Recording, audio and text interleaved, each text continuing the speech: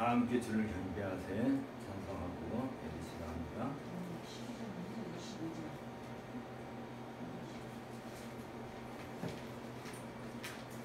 다 함께 주를 경배하세 주 같은 이가 어디 있을까 주 앞에 찬양을 드리니 주 성령이여 나를 도우사 주 기뻐하신 노래 불러서 그 이름 찬양하게 하소서 내 주여 나를 인도하사 아버지 품에 살게 하시고 주 성령 내 행실 살피사 내 맘과 뜻을 주관하시고 주 성령 내 맘 열어주시사 참 평화 간직하게 하소서 주 성령 나를 감화하사 새 노래 나의 맘에 솟으니 참되고 간절한 기도로 다 주께 영광 돌려보내고 주 성령 내 맘 열어주시사 내 주를 찬양하게 하소서 말할 수 없는 탄식으로 날 위해 친히 간구하시는 주 성령 날 항상 돕나니 이천한 몸은 주의 것이며 주님의 기업 이을 자임을 나 밝히 알게 하여 주소서.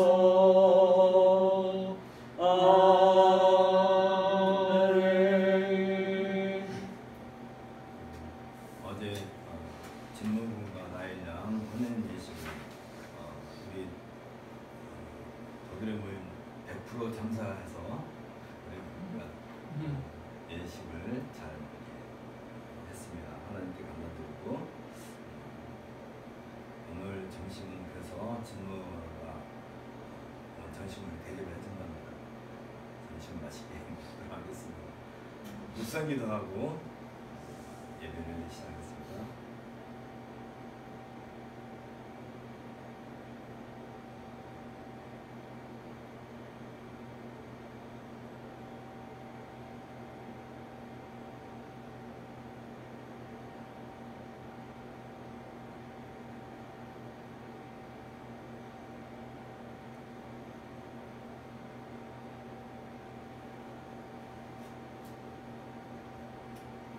제 차례 질문하셔가지고 주보 준비하셔서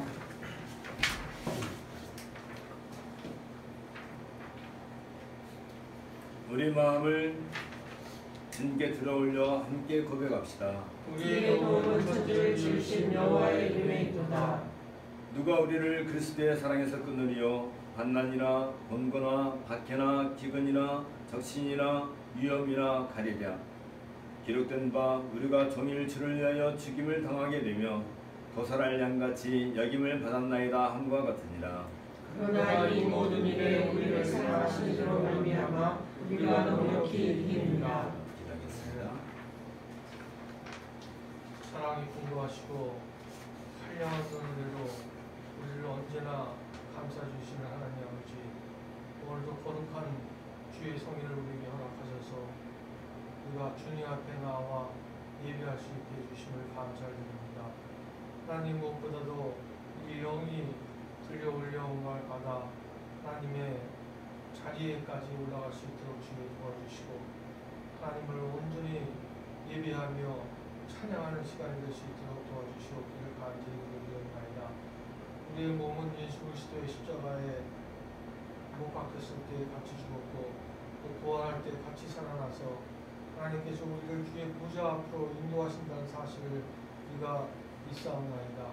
그 놀라운 하나님의 은혜, 그 놀라운 하나님의 사랑으로 우리가 살 수 있게 해주시니 감사드립니다. 일찍이 우리를 창세전부터 예정하셔서 생명책에 우리의 이름을 기록해 주시고, 우리가 그 하늘나라 바라보며 이 땅의 어려움과 고통과 고뇌 속에서도 하나님 항상 천국의 소망을 받고 살 수 있게 해주시면 감사드립니다.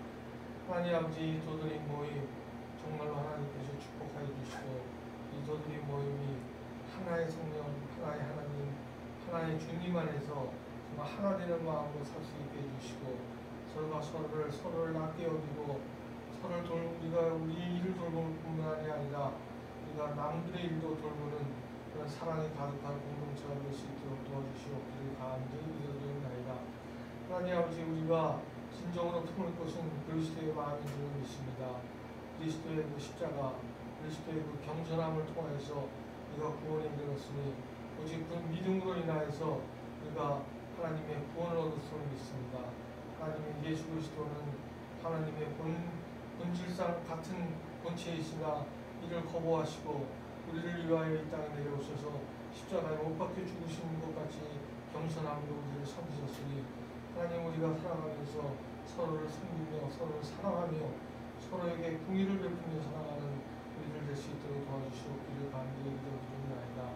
하나님 아버지, 도드림 모임의 친구와 나에게가 새로운 가정을 꾸리게 되었습니다. 하나님, 그 가정 하나님 축복해 주시고, 하나님의 교회로서의 정말 그 교회가 우뚝 서는, 그 가정이 우뚝 서는 그러한 가정이 될 수 있도록 축복 내려주시고, 그 앞길에 하나님의 놀라우신 축복이 같이 하여 주시옵기를 간절히 기도드리올 때 모든 말씀을 우리 주님 예수 그리스도를 받들어 기도드렸습니다. 아멘. 1장 전송하겠습니다. 만복의 은영 하나님, 온 백성 찬송 드리고 천사여 찬송하세. 찬송 성부 성자 성령. 아멘.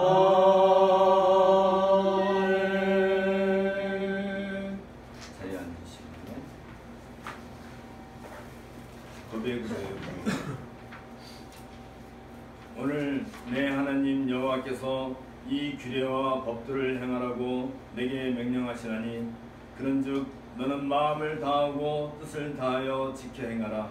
네가 오늘 여호와를 내 하나님으로 인정하고 또 그 도를 행하고 그의 규례와 명령과 법도를 지키며 그의 소리를 들으라. 여호와께서도 내게 말씀하신 대로 오늘 너를 그의 보배로운 백성이 되게 하시고 그의 모든 명령을 지키라고 허락하셨습니다.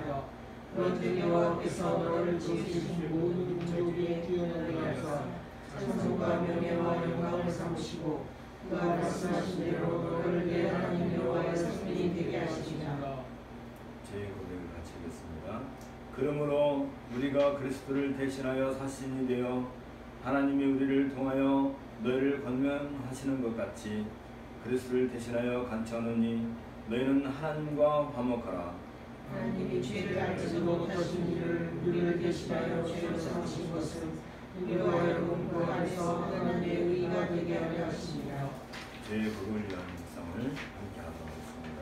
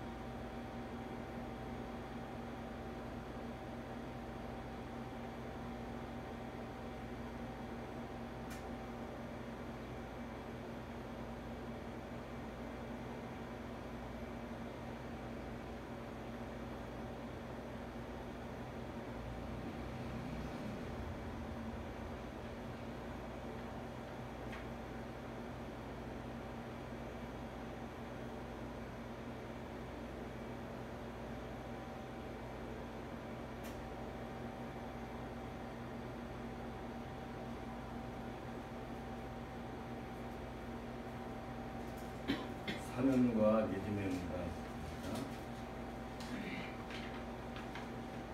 또 이르시되 이같이 그리스도가 고난을 받고 제3일에 죽은 자 가운데서 살아날 것과 또 그의 이름으로 죄 사함을 받게 하는 회개가 예루살렘에서 시작하여 모든 족속에게 전파될 것이 기록되었으니 너희는 이 모든 일의 증인이라. 이와 아직 진행되었을 때 그리스도께서 우리를 위하여 죽으심으로 하나님께서 우리에 대한 자기의 사랑을 확증하셨습니다. 삼성과 40장입니다. 내 영혼아 주 찬양하여라. 거룩한 주님. 거룩한 주님께.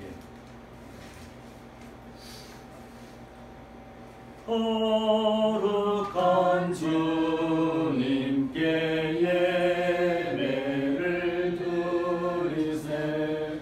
무릎을 꿇고서 영광 돌려 금 같은 순종과 양미로운 겸손을 주님께 바쳐서 경배하세. 주 앞에 삼가서 겸손히 행하면 주 너를 언제나 돌보시니 말씀의 위로와 기도의 응답을 내 갈 길 바르게 인도하리. 주 앞에 설 때에 두려워 말아라. 가난한 우리를 도우시리. 오베론 진리와 온유한 사랑은 주님께 다 바칠 귀한 예물. 떨면서 바치는 이 작은 예물도 주님은 귀하게 받으시리. 오는 밤 지나고 새 아침 맞으니 믿음과 소망을 늘 주시리. 아멘. 창세기 21장 성경 공부 하겠습니다.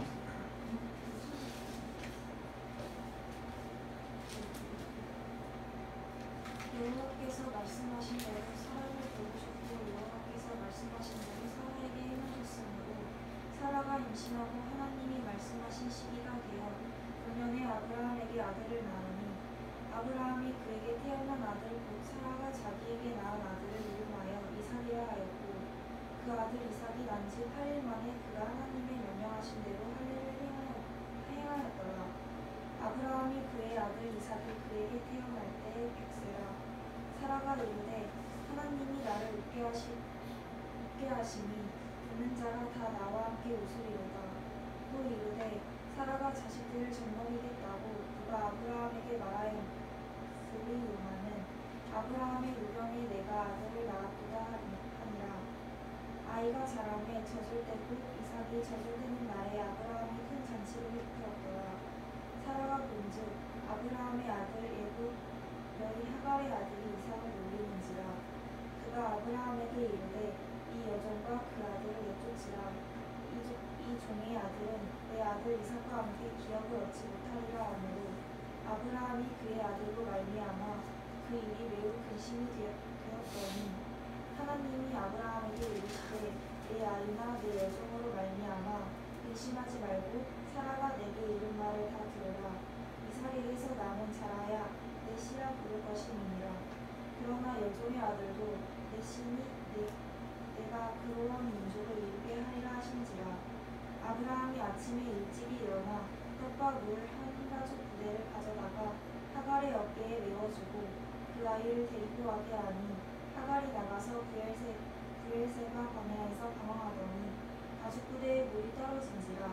그 자식을 덤불 아래에 두고 이르되 아이가 죽는 것을 참아 보지 못하겠다 하고 화살연막한 벌이 떨어져 마주 앉아 바라보며 소리내어 우니 하나님이 그 어린아이의 소리를 들으셨으므로 하나님의 사자가 하늘에서부터 하갈을 불러 이르시되 하갈아 무슨 일이냐 두려워하지 말라. 하나님이 저기 있는 아이의 소리를 들으셨나니 일어나 아이를 일으켜 내 손으로 붙들라. 그가 큰 민족을 이루게 하리라 하시니라. 하나님이 하갈의 눈을 밝히셨으므로 생물을 보고 가서 가죽부대에 물을 채워다가 그 아이에게 마시게 하였더라. 하나님이 그 아이와 함께 계시매 그가 장성하여 광야에서 거주하며 활 쏘는 자가 되었더니 그가 바란 광야에 거주할 때에 그의 어머니가 그를 위하여 애굽 땅에서 아내를 얻어주었더라. 그때에 아비멜락과 그 군대 장관 비굴이 아브라함에게 말하여 이르되 내가 무슨 일을 하든지 하나님이 너와 함께 계시도다. 그런즉 너는 나와 네 아들과 내 손자에게 거짓되이 행하지 아니하기를 이제 여기서 하나님을 가리켜 내게 맹세하라. 내가 내게 후대한 대로 너도 나와 내가 머무는 이 땅이 행할 것이니라. 아브라함이 이르되 내가 맹세하리라 하고 아비멜렉의 종들이 아브라함의 우물을 빼앗은 일에 관하여 아브라함이 아비멜렉을 책망하매 아비멜렉이 이르되 누가 그리하였는지 내가 알지 못하노라. 너도 내게 알리지 아니하였고 나도 듣지 못하였더니 오늘에야 들었노라. 아브라함이 양과 소를 가져다가 아비멜렉에게 주고 그 두 사람이 서로 언약을 세우니라. 아브라함이 7 암양 새끼를 따로 놓으니 아비멜렉이 아브라함에게 이르되 이 7 암양 새끼를 따로 놓으면 어찌니냐. 아브라함이 이르되 너는 내 손에서 이 암양 새끼 7을 받아 내가 이 우물 판 증거를 삼으라 하고 두 사람이 거기서 서로 맹세하였으므로 그곳을 브엘세바라 이름하였더라. 그들이 브엘세바에서 언약을 세우매 아비멜렉과 그 군대 장관 비굴은 떠나 블레셋 사람의 땅으로 돌아갔고 아브라함은 브엘세바에 에색나무를 심고 거기서 영원하신 여호와의 이름을 불렀으며 그가 블레셋 사람의 땅에서 여러 날을 지냈더라. 이는 진리의 말씀입니다. 하나님께 감사를 드립니다. 연보와 감사하겠습니다. 66장입니다.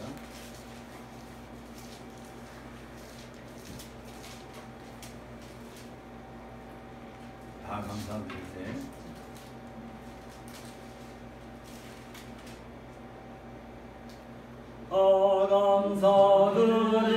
감사드리세. 온 마음을 주께 바쳐 그 성령을 나와 온 세상 기뻐하네. 예부터 주신 복 한없는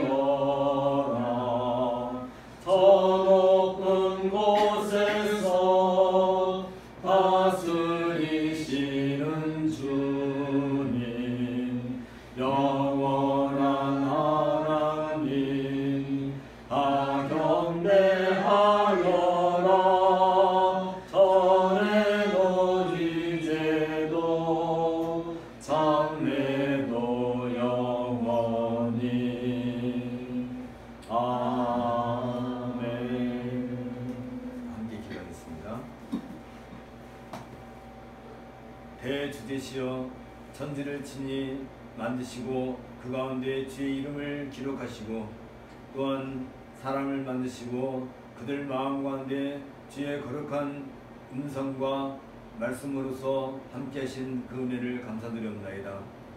우리를 이처럼 귀하게 여기시고 주의 거룩한 성전에 우리를 불러 모으시고 또 하늘나라 그 높은 곳에서 우리로 하여금 하나님께 예배하며 하나님께서 주시는 신령한 음식과 말씀으로 우리를 가득 채워주시오니 참으로 이 은혜가 크고도 놀라웠사옵나이다.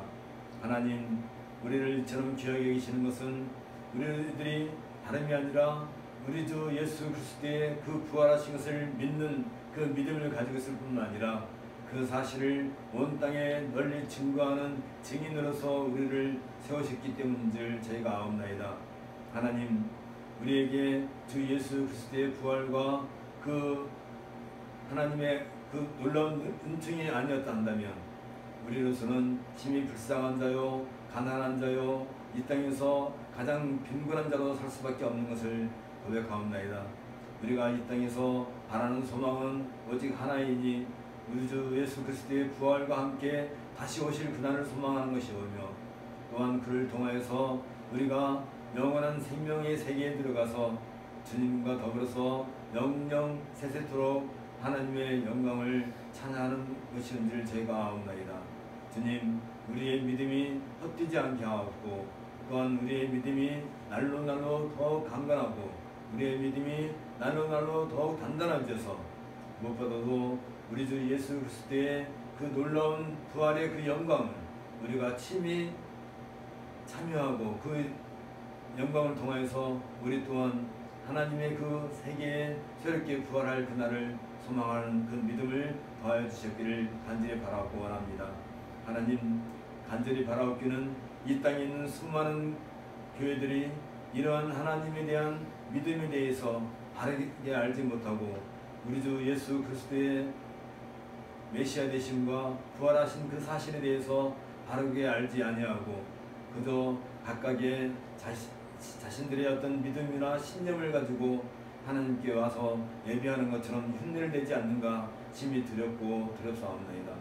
하나님, 간절히 바라옵기는 우리가 이런 믿음에 있어서 바르게 세워지고 주는 그리스도시요 하나님의 아들이십니다 하는 그 신앙 고백 위에 우리가 우뚝 서서 참된 교회의 회원으로서 그리고 이 땅에 그리스도의 부활을 증거하는 증인으로서 우리의 삶을 온전하게 이루어갈 수 있도록 주께서 날마다 우리에게 은혜를 더해 주셨기를 간절히 소원하고 소원하옵나이다. 또한 하나님, 간절히 바라옵는 것은 이 땅을 주께서 우리들에게 주셨사온즉 우리가 어느 곳에 가서든지 부활의 증인으로서 또 새로 임재할 새하늘과 새 땅의 증인으로서 우리가 있는 그곳에 각각의 모든 장소에서 오직 주의 영광을 드러내고 그것으로서 우리의 양식을 삼고 그것으로서 우리의 존재 가치를 다시 한번 깨달을 수 있는 그런 은혜를 더해 주셨기를 간절히 바라고 원합니다. 얼마나 많은 사람들이 교만하고 거만하여서 이러한 주님의 복된 말씀을 듣지 아니하고 믿으려 하지 아니하고 오히려 조롱하거나 오히려 힐련하는 것을 저희가 경험하옵나이다. 하나님, 불쌍히 여겨주셨고 저들의 심령을 주님께서 활짝 열어주시사 주의 말씀으로 저들이 일경을 받고 주 예수 그리스도의 그 놀라운 은혜를 그 복음의 말씀을 그들이 깨달아 들어서 참된 생명의 세계로 돌아올 수 있도록 주께서 은혜를 더해 주셨기를 간절히 바라고 원합니다. 이제 땅끝까지 이 복음의 증인으로 우리를 부르셨사온즉 우리가 그 믿음 가운데서 담대하게 이 복음의 증인으로 살 수 있도록 은혜를 더하여 주옵소서. 또한 바라옵기는 이 땅의 민족들을 주께서 불쌍히 여기시고 이제 남북 통일을 눈앞에 두고 있사온즉 저들이 사리사욕에 치우치지 아니하고 한 민족의 그 올바른 정기를 이어받아서 참된 길을 추구할 수 있도록 남북한 모든 백성들을 주께서 일깨워 주시고 또한 은혜를 더하여 주셨기를 간절히 바라고 합니다. 각각의 지도자들에게 주께서 지혜를 더하여 주시고 저들이 한 민족의 그 우수성을 따라서 온전한 국가로 세워질 수 있도록 남북의 통일을 이룰 수 있도록 주께서 함께해 주셨기를 간절히 바라고 원합니다. 또한 하나님 바라옵기는 오늘도 주의 그 복음을 위해서 또 주의 그 말씀을 따라서 살려고 하는 수많은 사람들이 원치 아니하는 고난과 핍박과 아픔 가운데 있는 것을 보옵나이다. 심지어 얼마 전에는 그리스도를 믿는다 하는 그 이유 때문에 아랍 나라에서 추방을 당하고 또 그들의 행적이 미묘해져서 어디서 살고 있는지 알 수 없는 그 사건을 우리가 보옵나이다. 하루에도 수많은 사람들이 주의 말씀 때문에 주의 거룩한 이름 때문에 죽임을 당하거나 또한 버림을 당하거나 또한 내치짐을 당하는 것을 저희가 보옵나이다.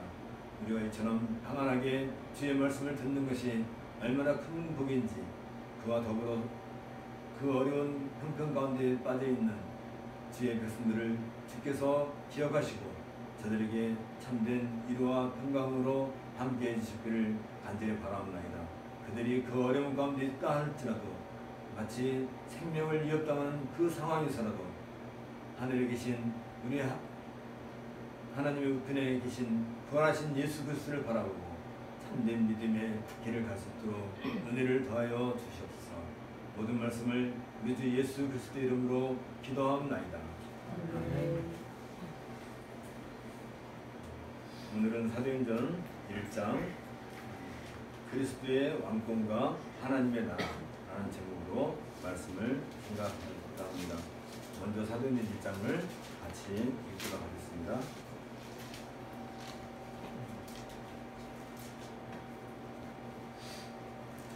너희를 위하여 내가 먼저 쓴 글에는 예수께서 행하시며 가르치시기를 시작하심부터 그가 택하신 사도들에게 성령으로 명하시고 승천하신 날까지 이를 기록하였노라. 그가 고난받으신 후에 또한 그들에게 확실한 많은 증거로 친히 살아계심을 나타내사 40일 동안 그들에게 보이시며 하나님 나라의 일을 말씀하시니라. 사도와 함께 모이사 그들에게 공부하여 이르시되 예루살렘을 떠나지 말고 내게서 들은 바 하나님께서 약속하신 것을 기다리라. 요한은 물로 세례를 베풀었으나 너희는 몇 날이 못되어 성령으로 세례를 받으리라 하셨느니라. 그들이 모였을 때에 예수께 여쭈어 이르되 주께서 이스라엘 나라를 회복하시니 이때니까 하니 이르시되 때와 시기는 아버지께서 자기 권한에 두셨으니 너희가 알 바 아니요 오직 성령이 너희에게 임하시면 너희가 권능을 받고 예루살렘과 온 유대와 사마리아와 땅 끝까지 이르러 내 증인이 되리라 하시니라. 이 말씀을 마치시고 그들이 보는 데 올려서 가시니 그분이 그를 가리어 보이지 않게 하더라. 올라가실 때에 제자들이 자세히 하늘을 쳐다보고 있는데 흰옷 입은 두 사람이 그들 곁에 서서 이르되 갈릴리 사람들아 어찌하여 서서 하늘을 쳐다보느냐. 너희 가운데서 하늘을 올려지신 이 예수는 하늘로 가심을 본 그대로 오시리라 하였느니라. 제자들이 감람문이라 하는 산으로부터 예루살렘에 돌아오니 이 산은 예루살렘에서 가까워 안식일에 가기 알맞은 길이라. 들어가 그들이 유하는 다락방으로 올라가니 베드로, 요한, 야고보, 안드레와 빌립, 도마와 바돌로메, 마테와 및 알페오의 아들 야고보, 셀로신 시몬, 야고보의 아들 유다가 다 거기 있어 여자들과 예수의 어머니 마리아와 예수의 아우들과 더불어 마음을 같이하여 오로지 기도에 힘쓰더라. 모인 무리의 수가 약 120명이나 되더라. 그때에 베드로가 그 형제들 가운데서 일어서서 이르되 형제들아 성령이 다윗의 입을 통하여 예수 잡는 자들의 길잡이가 된 유다를 가리켜 미리 말씀하신 성령이 임하였으니 마땅하도다. 이 사람은 본래 우리 수 가운데 참여하여 이 직무의 한 부분을 맡았던 자라. 이 사람이 불의의 사기로 밭을 사고 후에 몸이 곤두럭질하여 배가 터져 창자가 다 흘러나온지라. 이 일이 예루살렘에 사는 모든 사람에게 알리어져 그들의 말로는 그 밭을 아겔데마라 하니 이는 피가 빛이라는 뜻이라. 시편에 기록하였으되 그의 거처를 황폐하게 하시며 거기 거하는 자가 없게 하소서 하였고 또 일렀으되 그의 직분을 타인이 취하게 하소서 하였도다. 이러함으로 요한이 세례로부터 우리 가운데서 올려서 가신 날까지 주 예수께서 우리 가운데 출입하실 때에 항상 우리와 함께 다니던 사람 중에 하나를 세워 우리와 더불어 예수께서 부활하심을 증언할 사람이 되게 하리라 하거늘 그들이 두 사람을 내세우니 하나는 바사바라 우두하고 별명은 유수도라고 하는 요셉이요 하나는 마띠아라. 그들의 기도하여 이르되 그 사람의 마음을 아시는 주여 이 두 사람 중에 누가 주님께 택하신가 되어 무사와 및 사도의 직무를 대신할 자인지를 보시옵소서. 유다는 이 직무를 버리고 제 곳으로 갔나이다 하고 제비 뽑아 마띠아를 얻으니 그가 11 사도의 수에 들어가니라. 아멘. 사도행전 1장 말씀을 여러 같이 생각해 보도록 하겠습니다. 누가는 부활하신 예수님이 하늘로 올라가시기 직전에 볼지어다 내가 내 아버지의 약속하신 것을 너희에게 보내리니 너희는 이로부터 능력을 입힐 때까지 이 생에 유하라 하신 예수님의 말씀으로 누가복음의 마무리를 간시하고 있습니다. 이어 누가는 사도행전을 시작하면서 예수의 행하며 가르치시기를 시작하신부터 그의 택하신 사도들에게 성령으로 명하시고 승천하신 날까지의 일을 앞선 서신 즉 누가복음에서 기록했다고 밝히고 있습니다. 누가는 이러한 사도들을 통해서 사도행전이 예수께서 승천하신 이후 새롭게 시작될 성령의 지상사역과 긴밀한 관련을 가지고 있음을 말하고 있습니다. 이런 이유에서 누가는 누가복음을 말미에 예수님의 승천 기사를 기록하고 있고 사도행전의 초대에는 또 그 내용을 소개하고 있습니다. 이후 성령으로 말미암아 전개될 지상 사역과 관련해 사도행전 2장부터 이제 구체적으로 기록해주고 있습니다. 또한 누가는 누가복음을 시작하면서 우리 중에 이루어진 사실에 대하여 처음부터 말씀의 목격자되고 일꾼된 자들의 전하여준 그대로 내력을 저술하려고 붓을 든 것이라고 그 저술 목적을 제시했던 것처럼 누가복음과 마찬가지로 사도행전에서도 자신이 친히 목격한 증인으로서 이미 이루어진 사실들의 내력을 자세하게 기록하기 위해서 사도행전을 역사적인 설술 방식으로 기록하고 있는 것을 우리가 보게 됩니다.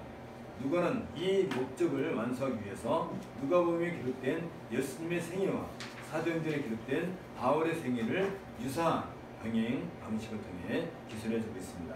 예수님과 마찬가지로 바울은 긴 여정을 계속한 다음에 유대인과 로마인들에 의해 재판을 받습니다. 그러나 예수님과 달리 십자가의 처형은 바울이 맞이할 운명이 아니었습니다. 세상 죄를 지고 간 그리고 그 구속자는 예수님의 한 분뿐이시기 때문입니다. 대신 복음서의 십자가 처형 사건과 유사한 내용은 바울이 로마로 항해하는 도중 만나게 되는 바다에서 구출되는 사건은 예수님의 부활 사건과 같은 그런 의미로 그려지고 있습니다. 이후 바울은 안전하게 로마에 도착해서 부활의 예수님을 선포하게 이릅니다. 바울에게 있어서 부활하신 예수님은 바울이 전한 복음의 핵심 메시지였습니다. 이런 병행 저술을 통해 누가는 부활하신 예수님에 의해 선포된 하나님 나라의 일에 대한 바울의 선포가 아무런 방해 없이 제국의 심정부인 로마에서 선포되고 있음을 묘사하고 있습니다. 이것은 마태복음 28장 19절부터 20절에 있는 것처럼 그러므로 너희는 가서 모든 족속으로 제사를 삼아 아버지와 아들과 성령의 이름으로 세례를 주고 내가 너희에게 분부한 모든 것을 가르쳐 지키게 하라는 예수님의 지상명령이 바울에 의해 성취되고 있음을 의미하고 있습니다. 아울러 마태복음 28장 20절에 있는 것처럼 볼지어다 내가 세상 끝날까지 너희와 항상 함께 있으리라 고 약속하신 예수님의 말씀이 오순절날 성령께서 오심으로써 제자들과 함께 하시는 것으로 성취되고 있음을 보여주고 있습니다. 따라서 사도행전은 부활하여 승천하신 예수께서 여전히 주의 영이신 성령을 통해 지상을 통치하신다는 그 사실을 증거해주고 있는 것입니다. 이런 점에서 사도행전 1장은 그리스도가 고난을 받고 제3일에 죽은 자 가운데서 살아날 것과 또 그의 이름으로 제사함을 얻게 하는 회개가 예루살렘부터 시작하여 모든 족속에게 전파될 것이 기록되었으니 너희는 이 모든 일의 증인이라는 누가의 그 말씀처럼 예수님의 지상 명령이 구체적으로 성령의 지상 사역을 통해 성취되고 있음을 보여주고 있고 사도행전 2장 이하에서 그 내용들이 자세하게 기록되어 있는 것을 우리가 보게 됩니다. 사도행전은 크게 두 가지 사실을 우리에게 보여주고 있습니다. 첫 번째는 그리스도께서 승천하신 후 자신의 하늘과 땅의 대주제이심과 더불어 그리스도의 권능으로 오신 성령으로 말미암아 교회가 어떻게 세워지고 땅끝까지 확장되고 있는가를 보여주고 있습니다. 둘째는 교회의 확장을 방해하고 핍박하는 사탄의 세력이 그리스도의 권능과 복음의 능력으로 어떻게 꺾이는가를 보여줌으로써 이 땅에 건설되는 유형적인 하나님의 나라인 교회가 성령의 보호하심 가운데서 대적자들을 제압하고 대주제이신 그리스도의 이름으로 세워져 나오고 있음을 보여주고 있습니다. 부활하신 그리스도의 그 지속적인 통치가 어떻게 이루어지는가 하는 것을 우리가 보게 되는데요. 사도행전은 일명 성령행전이라고도 그렇게 불립니다. 이것은 교회가 세워지고 발전해 나감에 있어서 그리스도의 영으로 오신 성령께서 그의 제자를 통해 일하시기 때문에 붙여진 이름입니다. 그러나 어디까지나 사도행전은 오순절 이후 교회가 어떻게 이 땅에 세워져 나가는 것을 보여주고 있음에 틀림이 없습니다. 이 사실을 통해 지금도 여전히 부활하신 그리스도께서 자신의 능력으로 이 세상을 다스리고 계심과 그의 지상나라를 순결하게 보호하실 뿐 아니라 점차 확장시켜 나가고 있음을 명백히 우리는 읽을 수 있습니다. 마치 주 예수께서 말씀을 마치신 후에 하늘로 올려오사 하나님 우편에 앉으시니라 제자들이 나가 두루 전파할세 주께서 함께 역사하사 그 따르는 표적으로 말씀을 확실히 증거하시니라 는 마가복음 16장 19절부터 20절에 있는 그 기록처럼 이 내용들이 사도행전에서 구체적으로 성취되고 있음을 사도행전을 통해서 우리가 보게 됩니다. 이처럼 사도행전은 부활하신 그리스도께서 여전히 그의 제자들을 통하여 활동하고 계심을 증거해주고 있는 것입니다. 승천하신 그리스도의 권능이 그의 제자들을 통해 여전히 나타나고 있다는 것은 마태복음 28장 19절부터 20절에 있는 것처럼 하늘과 땅의 모든 권세를 내게 주셨으니 그러므로 너희는 가서 모든 족속으로 제자를 삼아 아버지와 아들과 성령의 이름으로 세를 주고 내가 너에게 분부한 모든 것을 가르쳐 지키게 하라. 볼지어다 내가 세상 끝날까지 너희와 항상 함께 있으리라. 그 약속하신 말씀의 그 성취이기도 한 것입니다.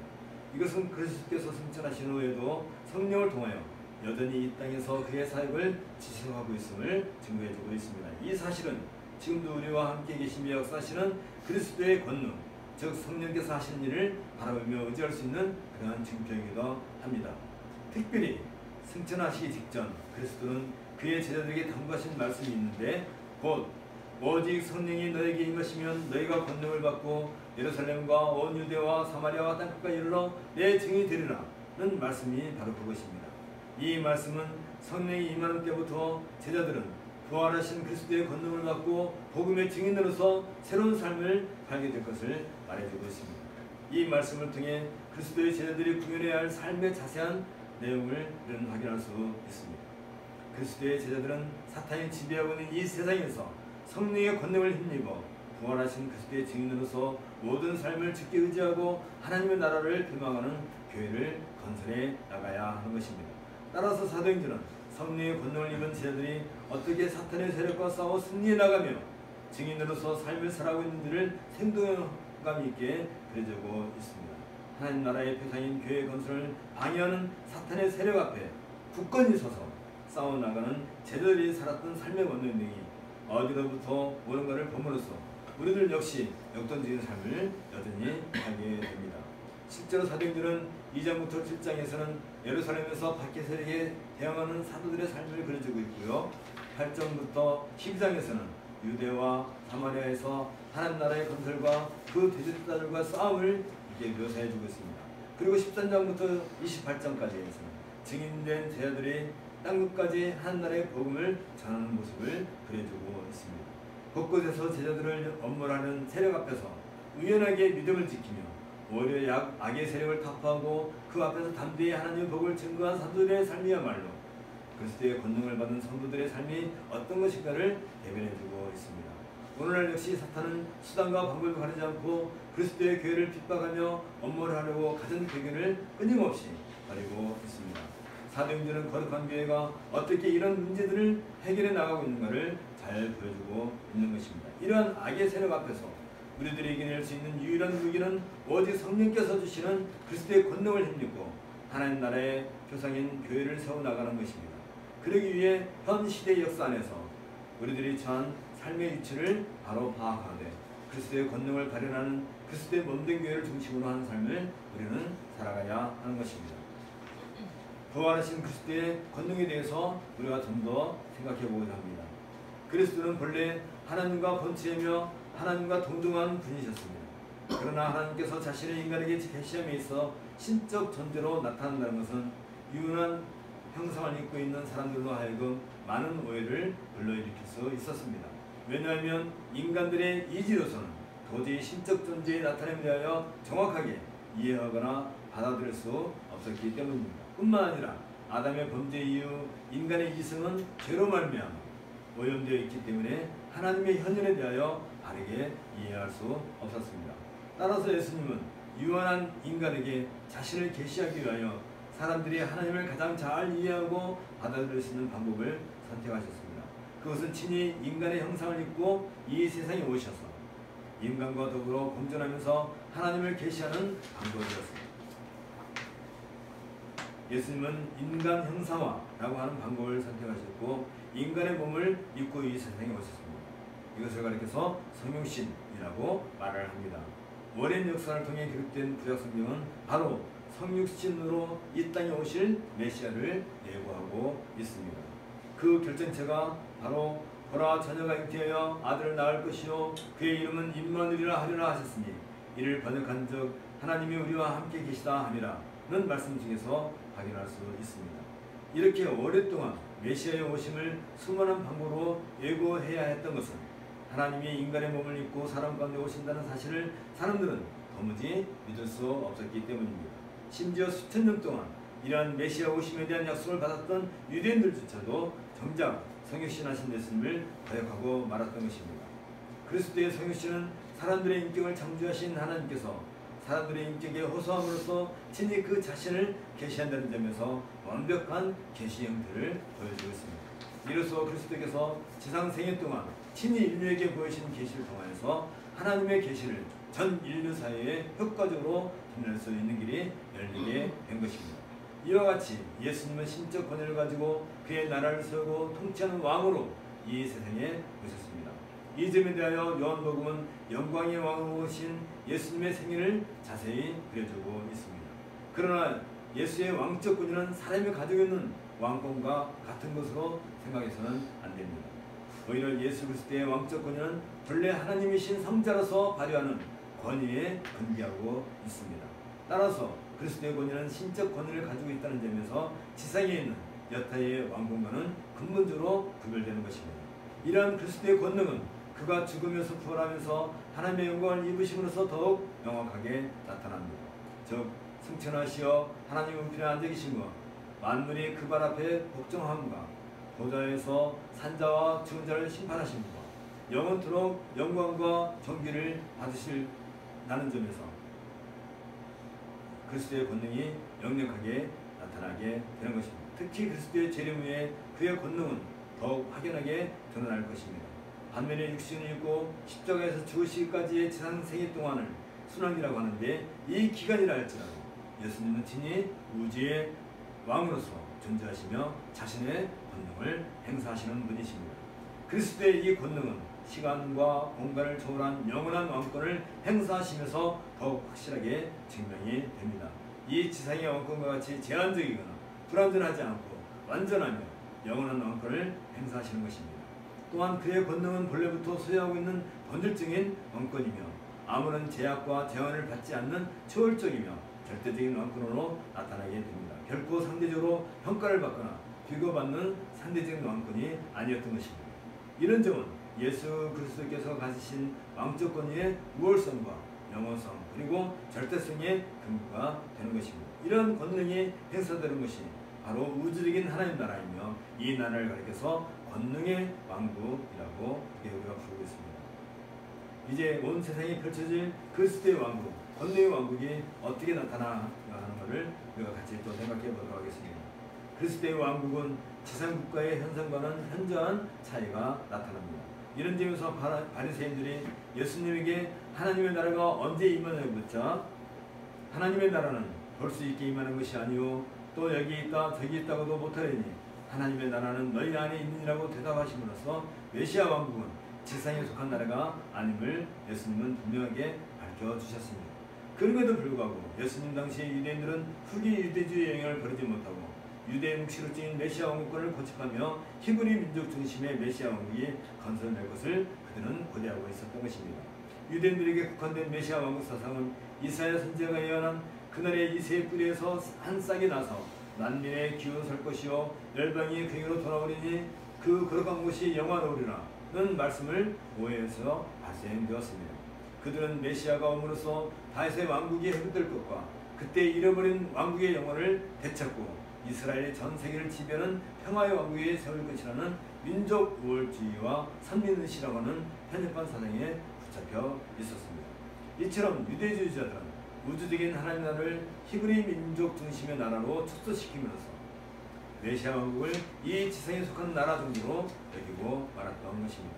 그들의 주장처럼 메시아 왕국이 일반 세속국가 체제나 별다른 차이점이 없고 단지 지상국가와 달리 어느 정도 탁월한 능력을 가지는 나라 정도로 여긴다는 것은 그들이 계시에 대해 편협한 생각을 갖고 있었기 때문이었습니다.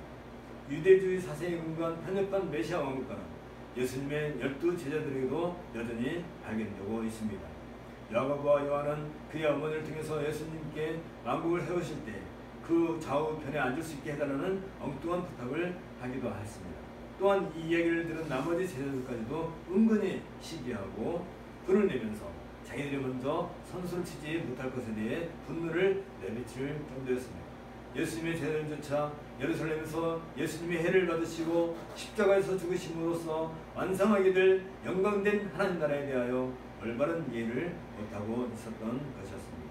그러한 사고방식은 예수 그리스도의 부활하신 이후에도 여전히 버려지지 않고 있었습니다. 그리고 예수께서 성취하시는 그 시점에도 다시 나타나고 있는데 사도행 1장 6절에서 주께서 이스라엘 나라를 회복하심이 이때이니까 하는 제자들의 질문은 부활하신 예수님이 메시아로서 드디어 그 왕국을 건설할 때라고 오해하는 것에서 나타나고 있습니다.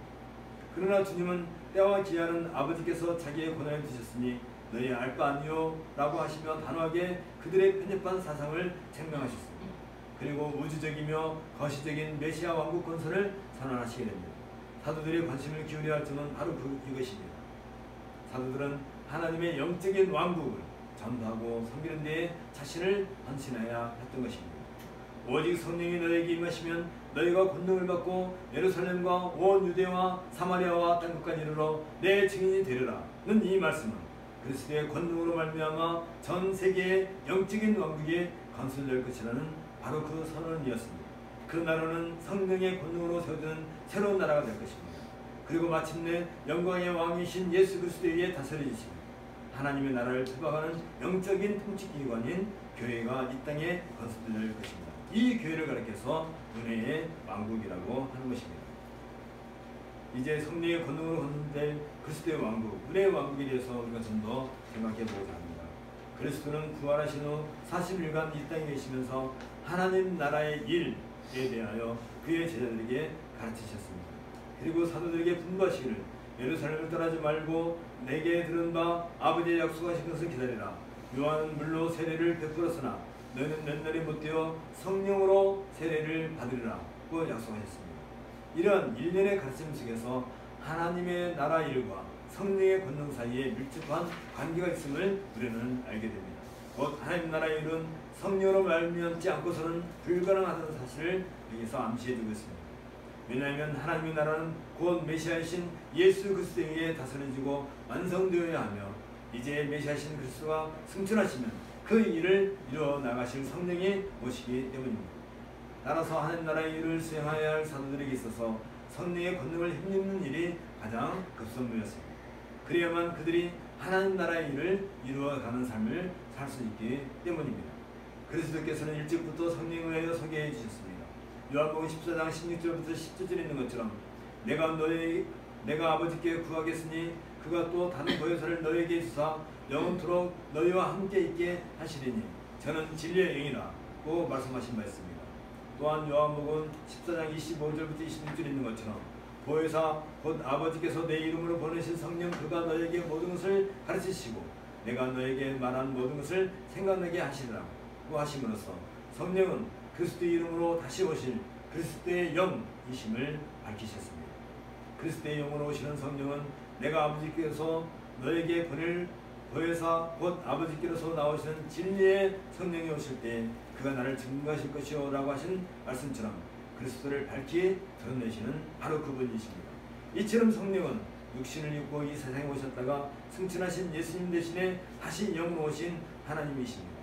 따라서 성령은 그리스도와 지상생애 동안 이루었던 하나님 나라의 일을 완성하실 분이십니다. 그리스도께서 행하신 사역을 이 세상에 정말 없는 날까지 계속하실 분이십니다. 여기에서 그리스도께서는 하나님의 나라를 그의 영이신 성령을 통하여 여전히 건설해 나가시며 다스리시고 있음을 우리는 알게 됩니다. 이 일은 성령을 통해 그의 제자들과 함께 성취해 나갈 것입니다. 마가복음 16장 20절에 있는 것처럼 제자들이 나가 두루 전파할 새 주께서 함께 역사하사 그 따르는 표적으로 말씀을 확실히 증거하시나는 그 말씀에서 말하는 그 증거는 바로 이처럼 그리스도께서 함께 역사하심이 성령을 통하여 이루어지고 있음을 보여주고 있습니다. 하나님의 나라는 성령의 권능으로 세워지기 때문에 그리스도께서는 사람들에게 성령의 세례를 받아야 증인으로서 하나님의 나라를 세워나갈 수 있다고 말씀하셨던 것입니다. 이런 제자들은 성령의 권능이 아니고서는 하나님의 나라를 세워나갈 수 없는 것입니다. 왜냐하면 이 세상의 거대한 세력으로부터 도전을 받을 때 도저히 이겨낼 수 없기 때문입니다. 이런 이유에서 그리스도는 성령의 권능을 입어야 함을 강조하셨던 것입니다. 이 의회 사도행전 기록에서 이 사실을 우리는 확인할 수 있습니다.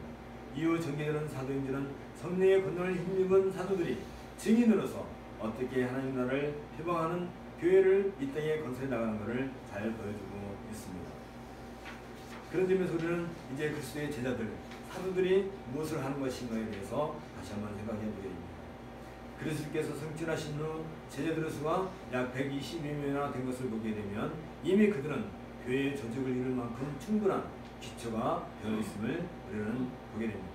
그들이 11사도와 성도들과 특히 예수님의 가족들로 구성되어 있음을 보아 예수 그리스도와 긴밀하게 삶을 나눈 제자들임을 알게 됩니다. 그들 가운데 베드로가 12사도 중 하나인 유다의 죽음을 설명하고 그를 대신할 사도의 전투를 제의하게 이르게 됩니다. 베드로가 굳이 12사도를 의도하고 있는 것에는 상당한 의미를 내포하고 있습니다. 왜냐하면 이스라엘 생전은 족장들의 수가 12명이기 때문에 그렇습니다. 12족장은 야곱의 12아들로서 이스라엘이 국가로 조직된 데 있어서 대표적인 역할을 했습니다.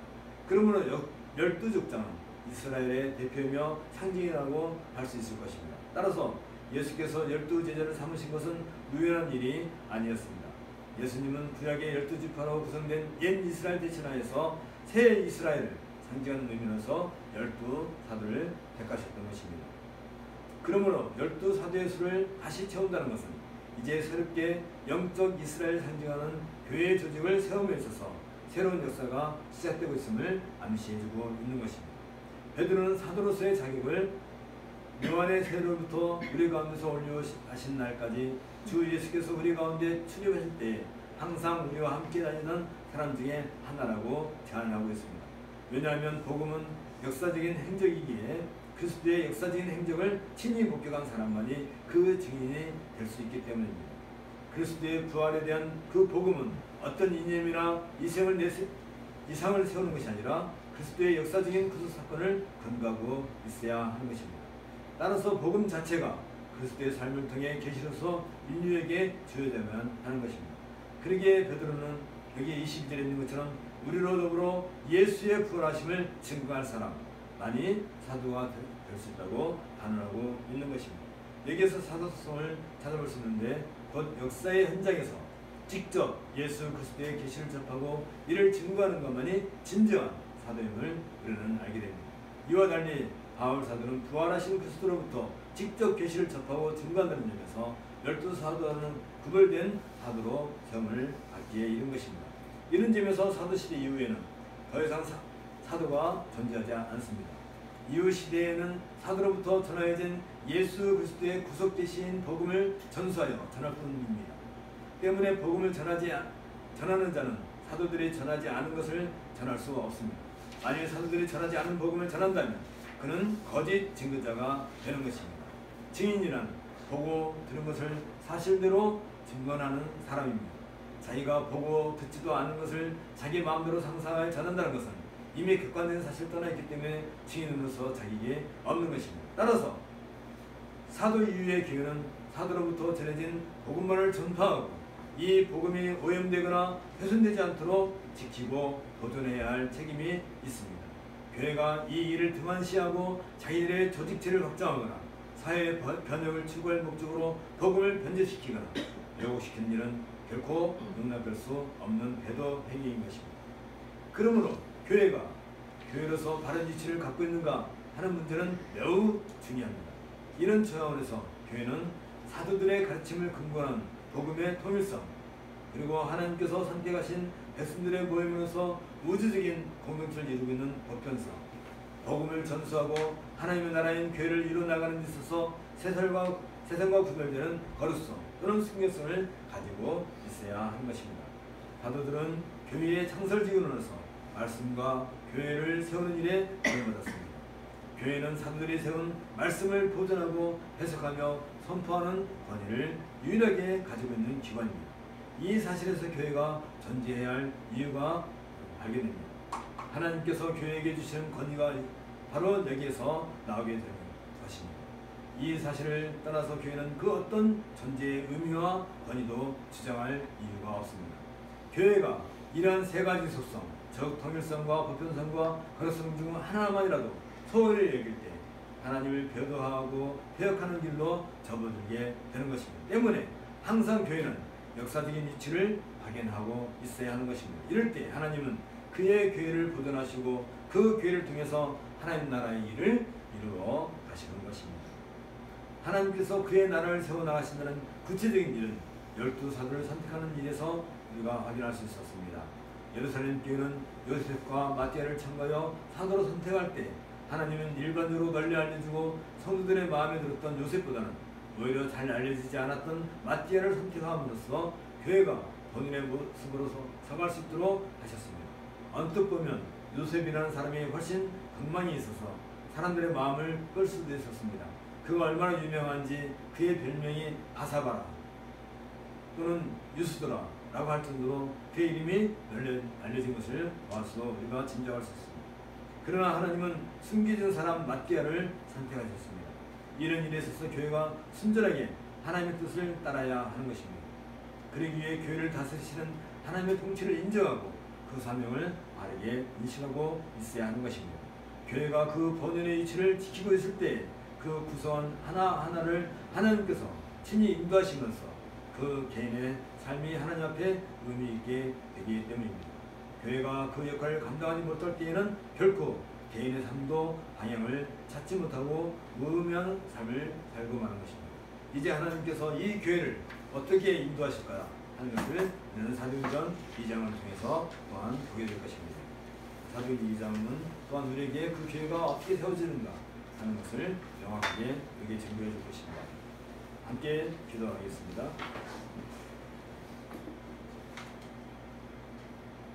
하나님 아버지, 주님께서 친히 몸으로 이 땅에 오신 것처럼 주의 성령을 이 땅에 보내셔서 우리에게 교회를 세워주시고 몸된 그리스도의 교회의 한 회원으로 우리를 불러 모아주신 그 은혜를 감사드립니다. 이 교회를 바탕으로 하지 않으면 우리의 인생은 아무런 의미가 없고 마치 물에 떠나려가는 건물과 다를 바 없는 것을 우리가 고백하옵나이다. 하나님 아버지, 참된 교회에 그리스도의 몸된 그 교회에 보편적인 그 교회에 우리가 속해 있다는 사실을 늘 기억하고 우리가 어느 곳에 있든지 어느 나라에 있든지 어느 처지에 있든지 이 참된 교회의 회원으로서 우리가 오늘도 주께서 주시는 그 신령한 말씀으로 그 양식으로 우리가 새로움을 입고 또한 장성하고 성장할 수 있도록 은혜를 더해주시기를 간절히 소망하옵나이다. 하나님께서 우리를 이처럼 기뻐하시고 즐거워하시는 것을 보옵나니 주께서 이 은혜를 친히 주의 자녀로 인치시고 생명책에 기록해 놓으셨다는 그 사실을 통하여서 우리가 기쁨을 누리고 평안과 위로를 누리게 해 주옵소서. 이 모든 말씀을 예수님 이름으로 기도합나이다. 같이 일어나셔서 찬송가 22장 멜류관 벗어서 찬송하겠습니다.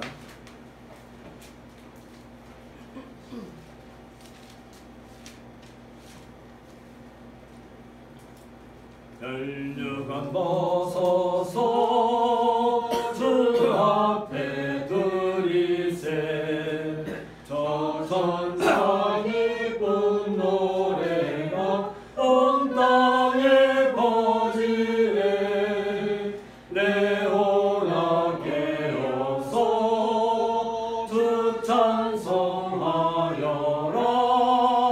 온 백성 세를 속하신 하나님의 왕일세 멸류관 벗어서 주 앞에 드리세 그 손과 몸의 상처가 영광 중 빛나네 하늘의 천사도 그 영광 보고서 고난의 신비 알고자 늘 음모하도다 멸류관 벗어서 주 앞에 드리세 온 세상 전쟁 그치고 참 평화 오겠네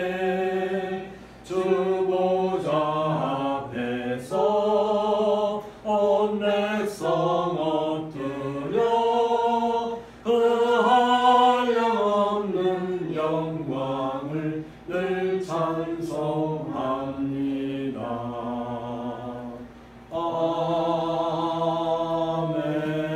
아멘.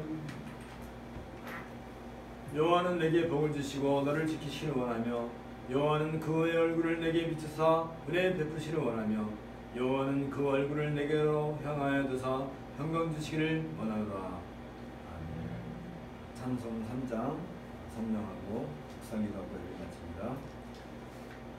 성부 성자 성령 찬송과 영광 돌려보내세 애초로 지금까지